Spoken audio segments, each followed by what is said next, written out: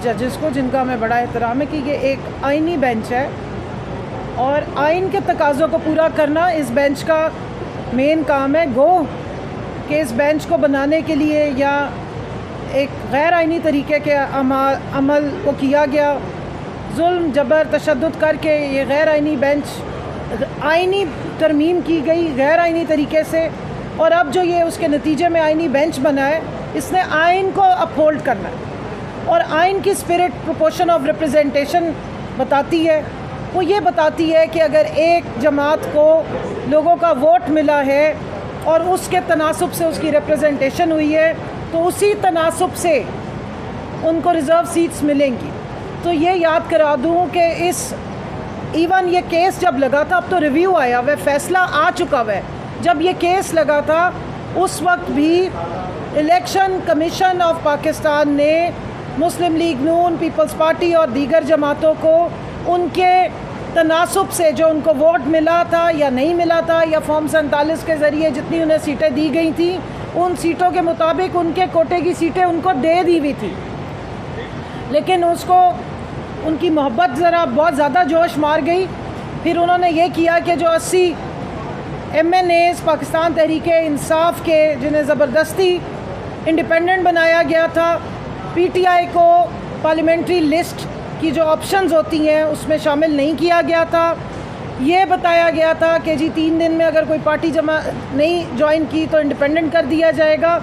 उसके बाद भी जो सीटें हमारी बनती थी, जो तकरीबन 22 से 23 सीटें नेशनल असम्बली की और बकाया टोटल मिला के ख़वातीन की और माइनॉरिटीज़ की मिला के 78 सीटें बनती हैं, वो भी बड़ी मोहब्बत के साथ रेवड़ियों की तरह खैरात समझ के, माले मुफ्त और या माले गनीमत समझ के इन्हीं पार्टीज़ में बग़ैर किसी आइन के, बग़ैर किसी कानून के बांट दी गई थी। अब यहाँ पर आइन ये कहता है कि जब एक रिज़र्व सीट का कैंडिडेट असम्बली में आके ओथ उठा लेता है तो उसको आप रिज़र्व सीट फिर कंसिडर नहीं करते, आप उसे इलेक्टेड कंसिडर करते हैं। उसके बराबर के हकूक़ होते हैं, उसकी बराबर की पार्टिसिपेशन होती है, उसका वोट बराबर काउंट होता है, वो हर लिहाज से बराबर होता है।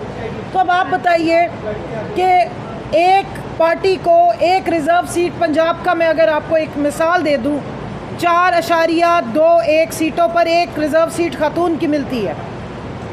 ऐसी पार्टीज़ को भी 3-3, 4-4, 6 सीटें दे दी गई जिन्होंने जनरल इलेक्शन में सिर्फ 2 सीटें जीती थी।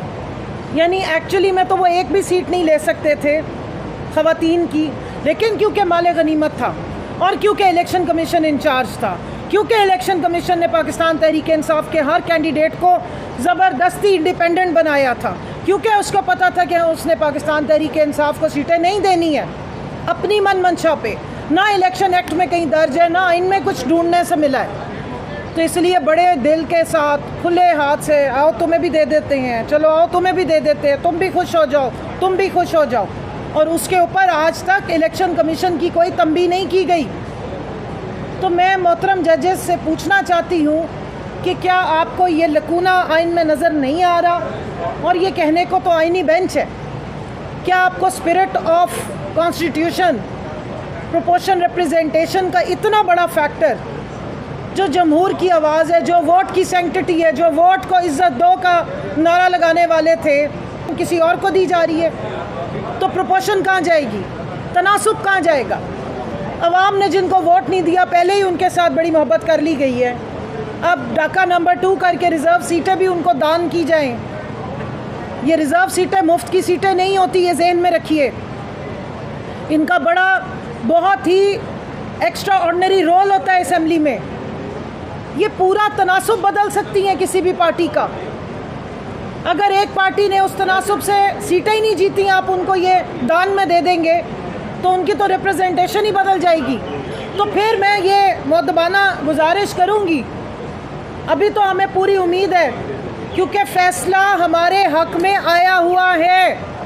78 सीटें इसी सुप्रीम कोर्ट ने 11 मेंबर्स ने पाकिस्तान तहरीक-ए-इंसाफ को दी हुई हैं। अभी ये रिव्यू फाइल है, अपील फाइल नहीं हुई हुई, लेकिन क्योंकि पाकिस्तान में अचानक ज़लज़ले आ जाते हैं और 8 फरवरी को लोग फॉर्म 45 वालों के लिए पाकिस्तान तहरीक इंसाफ के उम्मीदवारों को, जिन्हें रोलर कोस्टर, टिंडे, खुस्सा, चिमटा ज़बरदस्ती पकड़ाया गया था, उनको भी ढूंढ के वोट डाल देते हैं। तो 9 फरवरी को अचानक उल्टा होता है और फॉर्म 47 में से कुछ और निकल आता है। तो अल्लाह ना करे कि जो पाकिस्तान की सुप्रीम कोर्ट ने 13 मेंबर्स ने मिलके फ़ैसला लिखा था, उसमें से 11 मेंबर्स ने ये सीटें ऑलरेडी फ़ैसले के मुताबिक पाकिस्तान तहरीक इंसाफ को दे दी हैं। फिर 26वीं गैर आइनी तरमीम हुई, उसके नतीजे में आइनी बेंच आया। अब कहीं खुदा न खास्ता है वही हाल ना हो कि 8 फरवरी को डब्बे किसी और में वोट गए थे और निकले फॉर्म 47 थे। अगर उस तरह का कोई हादसा या ज़लज़ला आता है तो फिर मेरी मोतबाना गुजारिश है, जान की अमान पाऊँ, फिर आप इलेक्शन कमीशन को ताला लगवाएं और पाकिस्तान में ये इलेक्शन का ड्रामा ही ख़त्म करें। फिर ज़रूरत क्या है आवाम को भी ख्वार करने की, फिर लाखों करोड़ों के ये पेपर और बैलेट पेपर जमा करने की। जब पाकिस्तानी आवाम को बैलेट पेपर पे मोहर लगाने के बाद उस मोहर का एक्चुअल रिज़ल्ट मिलना शुरू हो जाए, फिर दोबारा खोल दीजिएगा।